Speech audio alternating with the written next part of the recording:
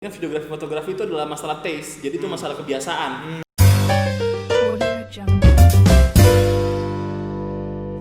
What's up? Oke, balik lagi di Afterwork Podcast episode 2736. Wih, banyak banget bos.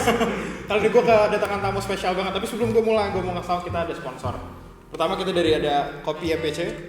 Lo bisa lihat Instagramnya kopi.mpc. Ini kopinya enak banget, lo jangan lupa lihat Instagramnya, lo beli sebanyak-banyaknya.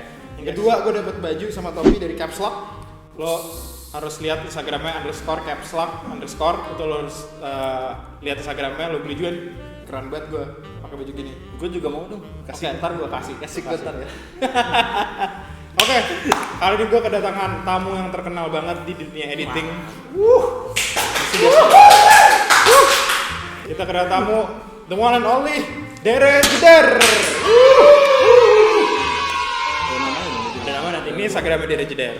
Ya, lo lihat itu terkenal banget. Ya mungkin nggak perlu lihat aja. Lo udah follow. Apa kabar Dere? Alhamdulillah baik. Lo lagi sibuk apa nih sekarang? Sibuk biasa, kerjaan-kerjaan dari kantor aja. PSBB ya, gitu. PSBB ya, lagi PSBB juga kan, jadi agak ya produksi mulai lumayan menurun lah ya. Gara-gara PSBB ini kan jadi banyak gak boleh keramaian gitu kan. Nah, tapi yang mau gue bahas kali ini sebelum kerjaannya dia tuh mulai dari awal tuh di mana sih? Sekarang udah jadi editor sukses. Dulunya tuh di mana? Kita langsung tanya aja. Derek, lo kuliah nggak sih dulu? Gue nganggur gitu. Enggak. Gue kuliah dulu ngambil jurusan perfilman. Okay. Boleh ceritain nggak sebelumnya? Boleh. Flashback. Boleh. Mungkin dari apa? Dari SMP. SD. Kejauhan SD. Nggak, jadi emang dari SMP gue suka banget sama yang namanya videografi dan fotografi. Dari SMP itu gue udah megang kamera handycam gitu. Yeah. Dan gue mulai tertarik tuh pas SMA lebih mendalam lagi. Yeah.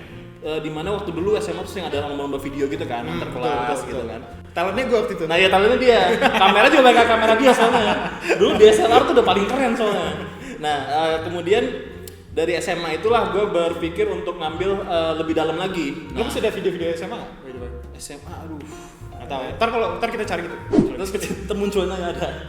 Jadi pas kuliah gue coba untuk ngambil jurusan televisi dan radio. Kebetulan tuh waktu itu di Turki, Di daerah di Gaziantep. Gaziantep. Tahu nggak Gaziantep di mana? Nih gue kasih tau. Nih Gaziantep. Ini Turki.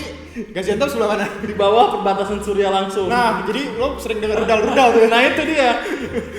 Nah waktu itu zamannya tahun 2012 akhir itu kan perang di Syria baru mulai berkecamuk kan. Nah situ gue mulai khawatir, akhirnya gue mutusin untuk balik. Dan kebetulan waktu itu ada temen gue yang kuliah di Malaysia, dan akhirnya gue kayak pengen, ya udah gue ke kampus dia aja deh gitu. Lihat dulu ya. Waktu itu lihat doang. Iya. Cuma abis itu jadi tertarik. Ya ada jurusannya kebetulan film, dan gue ngambil jurusan film. Kampusnya apa tadi namanya? Lim Kok Wing University. Oke, di Cyberjaya. Di Cyberjaya betul. Cyberjaya. Di Cyberjaya dan Kok Wing nih. Biasanya di Cyberjaya. Nah kebetulan ya gue ambil di sana sampai lulus, akhirnya ya kemudian sekarang gue kerja kayak itu dia dari situ sih. Sebenarnya waktu kuliah gue awalnya fokusnya di produser jatuhnya. Jadi waktu pertama kali kerja gue itu juga ngambil line producer. Cuman kemudian waktu itu perusahaan tempat gue kerja itu masih belum ada editor, jadi gue menangkap jadi editor. Nah disitulah gue mulai ngulik-ngulik tuh, lihat-lihat dari YouTube. Tapi dari awalnya lo kuliah dengan jurusan media, lo punya mimpi apa sih waktu itu? Mimpi sih ya standar ini ya, maksudnya standar anak-anak videografi ya. Pengennya yang ngedirect film layar lebar gitu. Right. Cuman di tengah perjalanan itu sekarang gue malah jatuhnya udah nggak mau kesana lagi. Kenapa tuh? Justru gue pengennya karena udah kenal lebih banyak, maksudnya lebih luas ya. Dulu kan gue ngeliatnya director ya paling keren itu ya directing film gitu. Betul. Karena belum ada YouTube. Yes, YouTube dulu masih jarang. Belum ada gitu. TikTok. Betul. Kenapa enggak kita ngedirect film di TikTok, kenapa enggak kan gitu? Betul. Gitu istilahnya gitu. Nah sekarang gue lebih pengen jadi content creator sih sebenarnya. Mimpi gue terdekat ini ya content creator. Ya syukur-syukur kalau bisa ngedirect film layar lebar, itu syukur-syukur. Cuman untuk sekarang ini fokus gue ya pengennya jadi content creator gitu loh. Ya gitu. Waktu lo jadi editor tuh itu karena emang tuntutan apa karena emang lo kayak gue pengen coba ngedit video lebih lanjut nih? Nah awalnya kan yang tadi gue bilang tempat gue kerja itu waktu itu namanya Indofitgram. IVG Team, sorry. Jadi Indofitgram, kalau kalian tahu Indofitgram ya. di Instagram sempet hits banget tuh Indofitgram. Iya. Nah, mereka buka PT namanya IVG Team. Waktu itu gue ngelamar di sana waktu lulus kan 2016. Awal itu gue ngelamar di sana dan alhamdulillah keterima. Gue awalnya jabatan gue adalah line producer. Cuman waktu itu mereka belum punya editor, jadi gue merangkap menjadi editor juga. Ketika gue jadi di editor itu, nah disitulah gue merasa kayak gue lebih suka di belakang laptop nih gitu loh, dibandingkan menjadi line producer yang kerjanya tuh harus di lapangan, ngurusin banyak orang gitu. Nah ini kan suatu tantangan nih lo. Pertama ngapain jadi produser tapi lo jadi editor. Nah kenapa lo mau tuh pada saat waktu itu? Nah sebenarnya pada saat itu pun gue masih karena pertama kali kerja kali ya. Betul. Gue juga masih mencari jati diri. Gue pengennya kerja apa sih sebenarnya gitu loh. Nah, jadi apa aja dikerjain iya, lah. Nah kebetulan waktu kuliah gue itu sering edit juga kan tugas-tugas kampus gitu. Nah di situ gue ngerasa kayak akhirnya kayaknya editing lebih menarik nih gitu. Lebih banyak yang bisa dieksplor gitu loh dibandingkan jadi produser itu sendiri gitu. Jadi kalau sekarang apakah lo udah nemuin passion lo nih? So far sudah. Which is di bagian media ini ya? Iya, buat editing video, kemudian kadang video manipulating juga gitu, kayak gitu-gitu sih. Nah, lo kan waktu lulus kuliah tuh pasti kan banyak ya lulusan media lainnya gitu kan. Terus kira-kira lo gimana caranya supaya bisa masuk ke tuh Indofitgram lagi ya? Indofitgram. Itu gimana caranya lo masuk ke situ? Sejujurnya gue juga nggak tahu kenapa gue yang diterima ya. Cuman waktu itu ya gue nunjukin aja gue lulusan mana, kemudian gue kasih portfolio, yang paling penting sih portfolio mungkin ya. Kemudian ketika di interview itu waktu itu yang interview gue ada Bena Kribo, ada Chandra Leo, ada siapa lagi ya? Itu pada waktu itu lagi hits-hitsnya ya? Iya, lagi naik banget tuh pas Indofitgram kan. Waktu itu Instagram belum ada TikTok tuh, Instagram lagi naik banget kan. Nah jadi waktu interview juga gue mungkin karena nyambung sama mereka juga kan, apa yang mereka omongin tuh gue paham gitu loh, gue ngerti. Nah mungkin di situ mungkin mereka ngeliat juga. Lo tuh di interview gitu dibilang nggak? Wah ini terkenal. Oh iyalah. Gue pertama kali dulu ya, itu kan Indofitgram itu ada beberapa orang gitu. Jadi waktu pertama kali masuk gue nunggu di ruangan gitu kayak nunggu, terus tiba-tiba Bena Kribo tuh keluar gitu nongolin pala rambut kribonya. Kribo waktu itu belum lurus, sekarang udah lurus. Gue deg-degan banget waktu itu kayak wah gila nih. Pas sampai dalam ternyata ada lagi, ada Chandra Liao, ada Fendriana, terus ada Aulion. Waktu itu gue kayak wah gila, feelingnya kayak gitu. Terus sorry kalau boleh tahu lu ditanya apa aja tuh interview? Ya mostly sih pengalaman ngedit pakai apa, terus kemudian pernah ngerjain project apa aja sebagai apa aja, terus kemudian dilihat portfolio, kemudian ada beberapa common knowledge juga tentang videografi dan fotografi. Nah yang common knowledge sih sebenarnya yang bikin orang gampang tertarik ya. Kayak waktu itu ditanya-tanyain tentang 9gag, itu gue kan 9gag lagi naik banget tuh itu tuh. Dan lo membership 9gag. Gue emang tiap hari bukan 9gag gitu kan. Kemudian tentang mereka sendiri Indofitgram apa gitu, tahu atau enggak, itu kan common knowledge-nya. Menurut lo apa sih yang membuat lo tuh keterima gitu? Ada kualitas khusus nggak? Kalau kualitas khusus sih kayaknya mungkin apa kayak gue keterima tuh karena ya gue nyambung sama mereka atau emang knowledge gue tuh lebih dari orang-orang lain. ya kayak gue bilang tadi ya common knowledge-nya harus istilahnya kalau dalam bahasa tuh vocabulary-nya gitu loh. Lo harus tahu banyak hal tentang videografi dan fotografi itu sendiri gitu loh. Sebenarnya kayak videografi dan fotografi itu kan ilmu yang bukan kita dapat dari lahir gitu, bukan talent yang kita bawa dari lahir. Kayak suara bagus itu kan talent dari lahir gitu kan. Betul. Ini kan videografi fotografi itu adalah masalah taste, jadi itu masalah kebiasaan. Nah kalau misalnya lu pengen vocabulary lu dalam hal fotografi dan videografi itu lebih banyak, ya lu perbanyak jam terbang lu perbanyak shooting lu, perbanyak editing lu kayak gitu, perbanyak ngerjain sesuatu lah gitu loh, kayak gitu sih sebenarnya. Nah menurut lo nih ada tips nggak buat anak-anak yang misalnya mau dalam bidang ini, terus mereka perlu nggak sih kayak kuliah jurusan lo? Kuliah nggak perlu guys, ya buang-buang duit doang. Enggak. Quotes of the day. Quotes of the day. Kuliah nggak perlu. Enggak, tapi gini sejujurnya ya, kalau dalam dunia entertainment itu, dunia media kayak gini, kuliah itu bukan nomor satu. Nomor satu jelas skill. Skill nomor satu. Skill. nomor 1,5-nya, nomor 1,5-nya itu adalah attitude. Attitude. Nah, itu dia. Attitude gimana tuh maksudnya? Attitude tuh ya attitude kita sama orang kayak gimana gitu loh. Kadang kita kerjanya bagus tapi attitude kita jelek sama orang. Nah itu biasanya nggak bakal dipakai lagi karena males kan kerja sama. Ini kan kerja sama antara dua belah pihak gitu. Kalau bete gitu iya, kan. benar. Nah kalau masalah kuliah itu ya menurut gua kayak yang baru dibahas sama Cinta Laura juga kemarin. Jadi yang mana Cinta Laura? Enggak, Cinta Laura ada di podcastnya siapa gue lupa, dia ngomong kayak gini. Jadi apa namanya? Kuliah itu bukan masalah lu dapet ilmunya atau enggak, karena gue nggak akan inget apapun yang diomongin sama dosen gue kemarin itu nggak akan inget sama sekali, itu udah pasti. Buang-buang duit dong ya. Iya benar. Jatuhnya sih buang-buang duit, tapi apa yang bisa lu dapat dari kuliah adalah pertama link, itu udah pasti. Nah dengan kuliah, gue sekarang punya temen di Suriah, gue punya temen di Iran, gue punya temen di Pakistan. Serius loh? Serius, gue punya temen produser di UK. Wow. Gue punya temen musik video produser di Korea. Kayak gitu, maksudnya link kita jadi banyak gitu loh. Kedua adalah wawasan kita, pandangan kita bagaimana kita memandang dunia gitu loh. Betul. Bagaimana kita memandang berbagai hal. Nah itu maksud gue jadi lebih luas gitu loh dibandingkan kita cuman mengandalkan skill lapangan doang gitu loh. Memang skill lapangan juga penting dalam entertainment ini ya.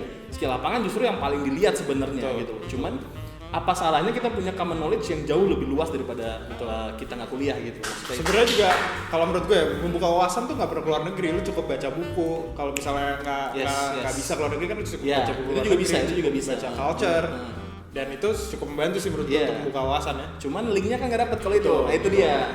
Cuman tetap aja sekarang udah ada YouTube, udah ada banyak lah, udah bisa baca-baca buku juga. Kemudian kalau kita mau nyari sesuatu di Google, artikel-artikel tuh banyak banget. Jadi sebenarnya nggak ada kata orang bodoh, yang ada jangan orang malas. Itu dia. Sekarang gitu. Tidak ada kata orang bodoh, yang ada orang malas. Quotes of lagi. time. Second quotes of the day. Ini dong, Terus suka dukanya jadi editor. Suka duka jadi editor. Aduh, jadi editor berapa lama sekarang? Profesional editor berarti udah mau 4 tahun. 4 tahun. Mau 4 tahun. Pasti ada dong suka dukanya selama 4 tahun. Suka dukanya ya. Mungkin sukanya dulu deh, yang enak-enak dulu. Enak-enak dulu ya, sukanya ya. Sama artis. Ya itu dia. Sukanya adalah ya. Kadang kita ketika syuting kan kita harus lihat juga kan footage seperti apa. Jadi editor tuh kadang ikut ke lokasi syuting gitu. Nah kadang tuh kita ketemu sama artis gitu kan. Lo kenapa ketemu artis siapa aja coba? Artis yang paling hits deh ya. Yang dari enggak hits dulu. Yang enggak hits. Oke, YouTuber. Ini berarti di rank dong sama dia. Di ranking dong. Yang enggak jangan. Nggak, Tapi random artis aja. ya, random aja. Artis YouTube gue pernah ketemu sama tadi Benak Ribo, Aulion, Devina Aurel, kemudian Vendriana, Dina Dino, Edozel, Rahel Godard, terus kemudian ada beberapa lagi deh, banyak. Kalau YouTube Kalau banyak YouTube dunianya kan soalnya. Ando Vida Lopez, Jovialda Lopez, kini Indonesian 24. Terus kemudian ya banyak lah, kalau itu banyak lah ya. Kalau Terus artis kemudian papan atas.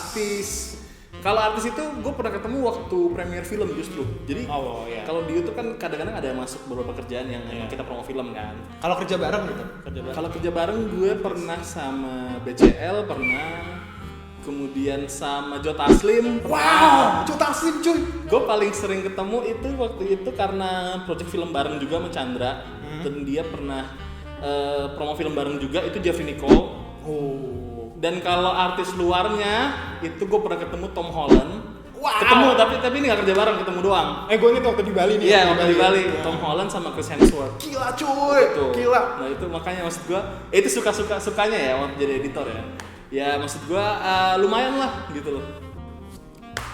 Ada lagi sukanya itu aja atau Sukanya ya. Kalau masalah penghasilan sih tergantung kita bagaimana menanggapinya ya. 3 digit ada 3 digit. Coba enak ya. Cukup lah, yang penting cukup lah. Ya, cukup cukup. beli mobil, cukup beli rumah. Cukup makan lah di restoran bintang 5. Nyai. Tapi ya itu lah.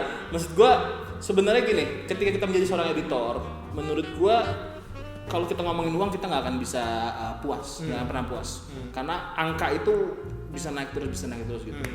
Maka ketika kita menjadi seorang editor, yang menurut gua harus ditekankan adalah kita bukan nyari uang doang, tapi kita juga berkarya. Berkarya. Itu. Gue setuju banget. Maksud gua ketika kita mantokin uang, ketika kita udah dapet, itu masalah puas atau nggak puas.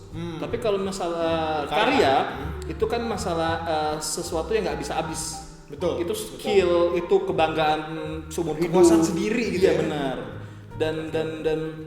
Dan satu hal lagi yang pengen gue tekenin, kita tuh jangan bangga sama hasil kita, tapi bangga sama proses kita. Karena ketika kita bangga dengan hasil, kita lihat hasil, oh gue udah bikin ini nih, nah itu lo akan merasa puas dan lo nggak akan lanjutin lagi, nggak akan berkembang. Yes, betul. Tapi ketika lo bangga dengan proses, lo kayak gue udah bisa ini nih, nextnya gue harus bisa apa ya? Nice. Jadi terus berkembang ya? Ya, terus berkembang terus lama-lama, ya lo akan naik terus. Dan jangan pernah set rival lo itu adalah temen lo sendiri. Karena gini, ketika maksud gue orang yang jarak skillnya deket sama lo deh. Misalnya gue pengen temen gue yang editor ada yang lebih jago nih, gue set rival gue dia deh. Nah ketika lo udah melampaui dia, lo akan stop dan lo nggak akan berkembang lagi, naik lagi gitu. Jadi gimana dong? Jadi lo caranya adalah lo set rival lo tuh setinggi mungkin. Rival lo siapa? Rival gue sekarang ini Edgar Wright. Edgar itu director US Baby Driver kalau ada yang tahu. Okay. Baby Driver terus gue lupa lagi film dia apa aja. Pokoknya itulah the style editing dia tuh sangat menarik gitu loh. Maksud gue simple things tapi itu sangat rapih gitu. Nah itu yang pengen gue achieve sampai ke sana gitu loh. Nah kalau misalnya gue cuma achieve sampai level 1 tingkat atau 2 tingkat di bawah gue ya di atas gue ya udah selesai gitu. Setelah jadi itu nggak ada lagi. Editor tapi dia rivalnya saudara cuy. Nah itu dia makanya kita harus naik lagi gitu loh. Menurut lo di Indonesia ada yang bagus gak? Banyak kalau yang bagus. Ada yang lo rivalin gitu? Rivalin ada juga yang maksud gue yang salah satunya yang emang gue pandang banget ya. Siapa tuh? Itu Mas Timo, dia sutradara juga. Timo Cahyanto. Siapa sih? Bukan ya? Timo siapa? Timo Brothers kan? Iya, Mo Brothers kan? Timo Cahyanto kan namanya? Oh iya Cahyanto ya. Coba tolong di-cut ya kalau gue salah, tapi kalau gue bener dimunculin ya. Tahu Timo Cahyanto. Sorry Mas Timo. Stylenya dia tuh gokil banget. Iya, gue setuju. Gue mandang banget ke sana soalnya gitu. Oke, dukanya jadi seorang editor. Dukanya ya bisa dilihat biar orang nih tahu gitu nih kalau gue mau jadi editor nih gue harus siap dengan cobaan apa. Duka pertama yang gue rasakan bisa dilihat di badan gue sendiri ya. Yes. Karena editor itu kan kerjanya cuma duduk doang ya. Yes. Jadi lo harus tahu Fahri ini sebelum lulus pas lulus SMA nih gambarnya gue kasih. itu mas 70 kilo. Nah sekarang gue udah tembus. Masa disebut lah kasihan. Gak apa aman. Gue tembus di 120 kilo sekarang. Wow. Gara-gara kemarin PSBB kan, gue bener-bener work from home. Jadi gue nggak keluar aja. Jadi baru bangun tidur gue langsung ngedit gitu. Iya makanya. Nah ya dukanya ya di situ sih, maksud gue lumayan capek kerjanya. Walaupun cuma duduk doang. Kadang working hoursnya kadang ketika ada kerjaan mendadak masuk dari klien misalnya atau apa dan mereka minta cepet. Pertama yang minta cepet, kalau minta cepet tayang gitu ya. Itu kita kejar tayang berarti kan dari syuting sampai editing waktunya lebih sedikit gitu. Ya udah jadi ya di situ beratnya. Kalau seorang pekerja editor gitu khususnya itu tuh pasti kayak deadline tuh menjadi suatu masalah banget ya, kayak maksudnya tantangan lah karena klien kan nggak suka, kadang ada yang nggak mikirin ya. Nah itu cara ininya gimana? Karena gue banyak tahu nih kayak nggak cuma editor aja tapi teman-teman graphic designer atau teman-teman yang lain tuh pasti kayak tantangannya selalu sama deadline. Lalu gimana cara mengakalinya gitu? Deadline sih paling utama ya. Cara ngakalinnya kalau gue selalu tanya dari sebelum mulai syuting, dari pertama brief nyampe videonya mau seperti apa. Jadi gue udah ngebayangin duluan di otak gue seperti apa jadinya. Jadi kalau misalnya ada aset-aset yang bisa gue kerjain sebelum syuting, justru gue kerjain duluan. Jadi ketika itu selesai syuting baru di editingnya cuman sebentar waktunya, gue udah punya aset-aset itu buat dimasukin doang gitu. Salah satunya juga. Kemudian kedua ya biasanya gue menggunakan preset aja, preset dan plugin yang ada gitu loh. Misalnya dia pengennya seperti apa, ya kita samain dengan preset yang udah ada. Lo pernah nggak dapet klien yang pengen kayak preset kayak gini terus tengah jalan berubah? Iya, pernah. Gue pernah sampai reshoot waktu itu, tapi bukan sama kantor gue yang sekarang. Waktu itu gue freelance, kerjaan freelance. Waktu itu sampai reshoot karena konsepnya benar-benar berubah total. Stres nggak lo? Wah lumayan.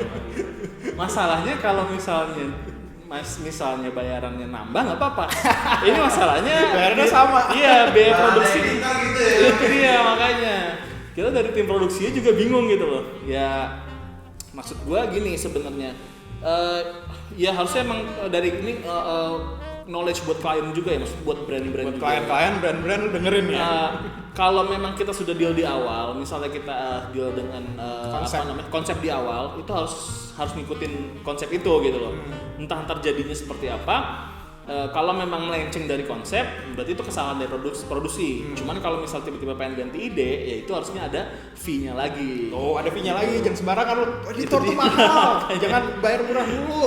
Kita udah bukan dijajah Belanda lagi. Hargailah editor-editor lokal. Itu dia. Ada lagi? Nah, dukanya lagi ya, sebenarnya gini, ini duka yang bisa dibilang valid atau nggak valid sebenarnya. Oke. Jatuhnya gini, seorang director memang pemimpin dari semuanya ya. Maksudnya, ini gue ngomongin film aja deh, film ya. Oke. Nah, ketika film bagus, yang paling dilihat siapa? Pasti director, pasti produser, ya kan? Pasti pemain ya pasti. Ya kan. Padahal di balik itu semua ada seorang editor yang mati-matian itu ngejahit semuanya di situ. Maksudnya kayak dia tuh harus ngejahit bahan-bahan yang udah ada gitu. Betul. Dan kalau ada kesalahan di sana ya itu editor lagi yang kerja gitu. Kayak misalnya kesalahan lighting atau kesalahan di setnya tiba-tiba ada yang bocor atau apa. Itu kan mereka ngejahit gitu. Tapi nggak tahu ya, maksud gue yang gue rasakan selama ini di dunia perfilman, terutama di dunia perfilman, di dunia apapun deh, paling bahasa di dunia perfilman itu apresiasi untuk para editor itu masih kurang. Nah kalau di musik video mungkin masih lebih agak tinggi ya. Cuma kalau di perfilman emang lumayan turun gitu loh. Jadi maksud gue kayak ya. Apakah perlu editor ganti nama juga kayak editor di musik video? Lo tau kan kayak ada Hit Boy, ada London, ada Track kan? Apakah editor perlu kasih nama gitu juga kali ya? Dari branding gitu ya. Dari the Jeder gitu. Biar lebih oke gitu dilihatnya di credits tuh. Menarik. Itu bisa juga sih sebenarnya ya, maksud gue ya itu kalau yang lihat editor tuh biasanya orang-orang yang emang udah terjun di dunia videografi betul. ya. Secara publik kan kayak editor ya kita itu hanya cuma ngedit doang. Direkturnya siapa, direkturnya siapa, pemainnya siapa, udah itu aja kita lihat. Emang semua aspek penting, tapi kan maksud gue salah satu yang kerja lumayan keras itu editor juga. Betul. Jadi ya mohon dihargai editor. Kalau lo mau ngasih pesan nih ke production house atau ke director, editor tuh harusnya dihargai itu gimana sih? Gaji lebih kah? Kredit di atas kah? Lebih di atas lagi kah? Sebenarnya pengennya sih jatuhnya nggak tahu ya. Ini emang udah pernah dibahas sama orang atau belum. Cuman kalau menurut gue ya kita harusnya disejajarkan dengan DOP, kemudian disejajarkan dengan kan kadang kalau misalnya naik ke atas panggung nih, oh dikenal nih direkturnya, ini produsernya, ini DOP-nya, tapi jarang banget yang bilang oh ini editornya gitu. Karena ketika kita ngomongin editor, ya udah kerja lu cuma di belakang laptop doang ngerjain itu, atau di belakang komputer doang ngerjain itu gitu loh. Semuanya yang udah bikin actingnya bagus, terus kemudian lightingnya bagus itu orang-orang produksi gitu. Dan kemudian gaffer tuh lighting ya, dia ngurusin lighting itu juga menurut gua harusnya dia lebih diapresiasi lagi juga sih. Mari kita saling mengapresiasi orang-orang produksi ya. Betul. Itu dia. Nah, lo ada tips nggak nih buat anak-anak yang mau jadi atau di bidang perfilman kayak editor gitu supaya bisa sukses kayak Bang Dere? Gue bilang sukses sih masih jauh ya sebenarnya. Cuman merendah untuk meroket. Cuman udah establish aja untuk seorang editor gitu. Jatuhnya tips ya. Tipsnya sih sebenarnya simple aja. Ini gue bikin tips berdasarkan ini aja ya, berdasarkan pertanyaan-pertanyaan yang sering muncul di Instagram gue. Jadi banyak banget orang nanya-nanya tuh kayak, Bang, kalau mau bagus ngeditnya pakai apa, gearnya pakai apa ya? Nah, menurut gue gini, menurut gue kalau lo pengen bikin video bagus itu bukan berdasarkan gear, bukan berdasarkan aplikasi software atau laptop lo apa gitu loh. Itu berdasarkan taste lo sendiri. Jadi gimana caranya bikin taste kita jadi bagus? Itu adalah perbanyak jam terbang. Sering-sering latihan, sering-sering praktek, sering-sering nontonin video-video di YouTube, kemudian sering-sering baca, sering-sering cari referensi, terus sering-sering apa namanya, lihat-lihat video-video lain juga. Walau misalnya lu sukanya musik video, nah lu harus cari lihat juga film atau lu lihat juga Jadi cross reference ya? Iya, referensinya jangan di situ doang. Dan kemudian tadi set standar lu tinggi, cari rival lo yang benar-benar lebih jauh di atas lo, biar lo merasa kayak gue harus sampai ke tingkat itu gitu loh. Nah, jadi sebenarnya bukan masalah lu pakai gear apa atau lu ngeditnya dengan apa atau berapa lama waktu yang lu punya gitu, tapi bagaimana lu menyikapi apa yang lu sudah punya dengan kreativitas lu yang ada tadi, taste lu tadi itu gitu loh. Ya kalau gue recap, work with what you've got, be better at it. Iya, kok keren dia sih. Iya. Keren dia. Kalau pakai bahasa Inggris keren jadinya ya. Jadi intinya kan lo kerjakan dengan apa yang lo punya, dan lo asah terus skill lo dengan apa yang lo punya. Jadi lo nggak usah punya software ratusan juta. Ada software ratusan juta nggak ada? Ada sih kayaknya. Ada laptop ratusan juta. Yang penting tuh lo kreatif. Betul. Karena sekarang orang udah bisa pakai handphone, syuting pakai handphone, ngedit di handphone. Iya. Jadi hati-hati guys. Kayak kita nih. Tapi kita pertama-tama pakai HP ya. Sekarang kita udah pakai kamera ratusan juta lah. Dan sukses banget lah. Ratusan juta ya Pak ya. Udah banyak yang endorse gimana lo? Oke, Bang, thank you banget. Kita cheers dulu pakai sponsor kita ya. Kopi MPC, raise the mood up. Kopi, cheers. Ini cheers kayak bikin tulang lagi nih ya. Ini kalau cheers harusnya ada editing apa tuh? Apa? Harus ada editing apa ada? Kalau cheers harus dia Ting gitu ya. backgroundnya ganti boleh nggak? Kalau ganti satu dulu yang kita harus beneran. Oke, kita udah ganti. Emang bisa? Nggak bisa masking. Emang bisa? Kita masih tenang aja. Cheers Oke. untuk masa depan. Kopi MPC, raise the mood Kayak up. bikin vlog nggak ya? Oke, kita balik lagi backgroundnya. Oke, udah balik. Nyusahin editor itu namanya. Kasihan nah. Ini editor. Oke, thank you banget Bang. Bang lagi kan. Thank you banget Derry atas waktunya. Semoga lo sukses terus. Makin berkembang, cita-cita tercapai. Amin. Untuk di sana editor-editor atau yang mau jadi editor di sana semoga sukses. Amin. Banyak ilmu. Jangan lupa ditonton sampai habis. Yes. Yang udah nonton sampai habis jangan lupa di like, share sama subscribe. Pasti. Gua Avi dari After Production. See ya.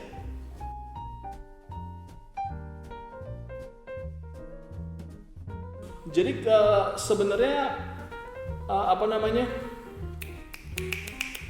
Sebenarnya anjir gue blank. Nggak apa-apa nanti bisa di-cut sama Taya.